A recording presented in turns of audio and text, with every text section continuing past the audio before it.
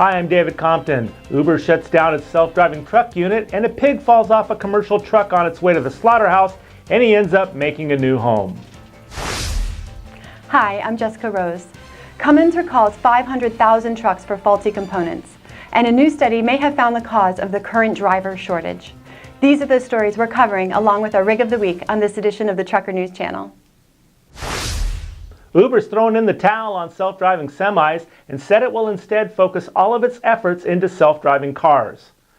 Uber began test driving self-driving trucks shortly after its acquisition of Otto in 2016.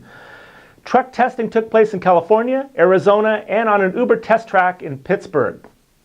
Otto had been plagued with legal problems as Uber found itself in a battle with Google as the result of Otto's founder being a former Google engineer that was accused by the search engine giant for stealing trade secrets. So with Uber now taking the keys away from Otto, it looks like we can chalk up a win in the battle of truck drivers against robots. In the largest voluntary truck emissions recall to date, Cummins Incorporated has agreed to take 500,000 medium and heavy-duty trucks off the road to correct a faulty component. The component, which controls nitrogen oxide emissions, is supposed to last the life of the vehicle, but it's wearing out sooner, according to the Environmental Protection Agency. The EPA praised Cummins for the move, noting that the recall is for a defective part, not illegal software, such as emissions defeat devices, which played a part in the 2015 Volkswagen Dieselgate scandal. The recall will begin in August this year, with the second phase in March 2019. We'll be right back after this commercial message.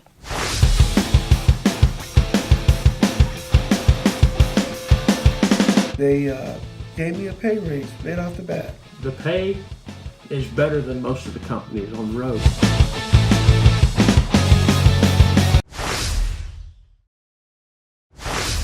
A pig on the way to the slaughterhouse had his fate make a sharp turn as he fell off a commercial truck and onto the highway in St. Louis. A good Samaritan scooped up the piglet and knew just where to take it. Randy's Rescue Ranch, a facility that had just opened up recently for abused and large animals.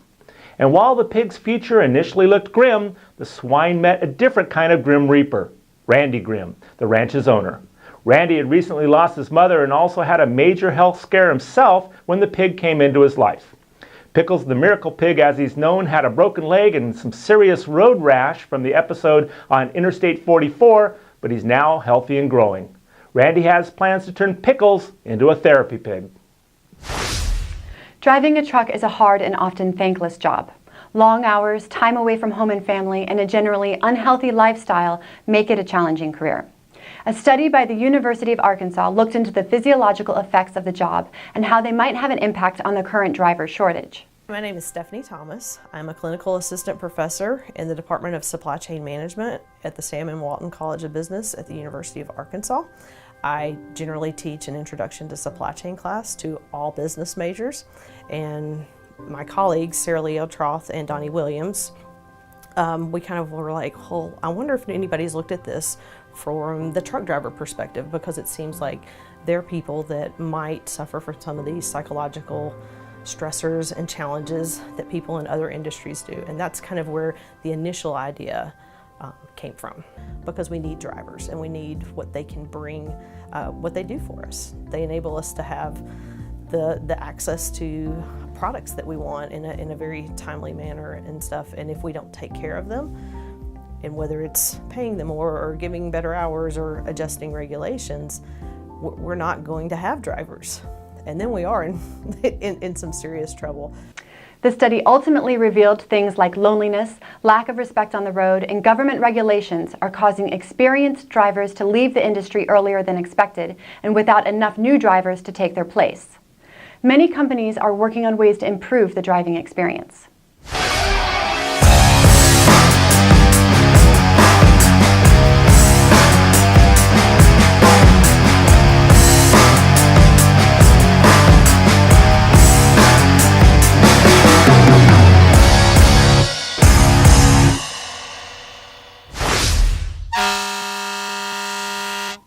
This week's Rig of the Week goes to Toyota's Project Portal semi-truck version 2.0.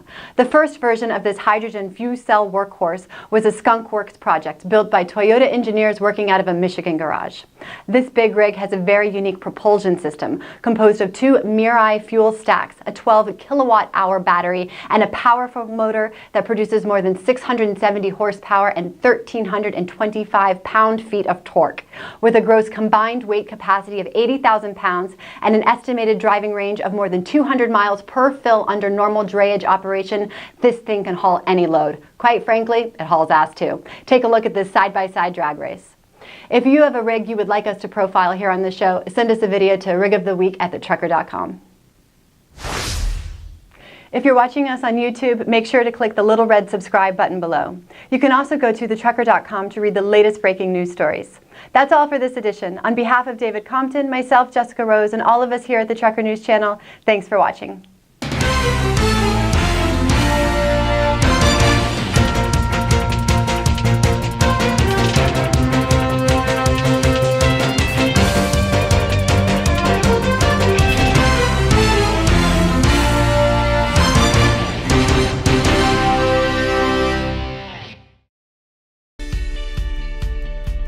I know it's only my first month, but I could really get used to this. I've never had so much support to do my job. No problem, Dirk. I better got you all taken care of. You are all set.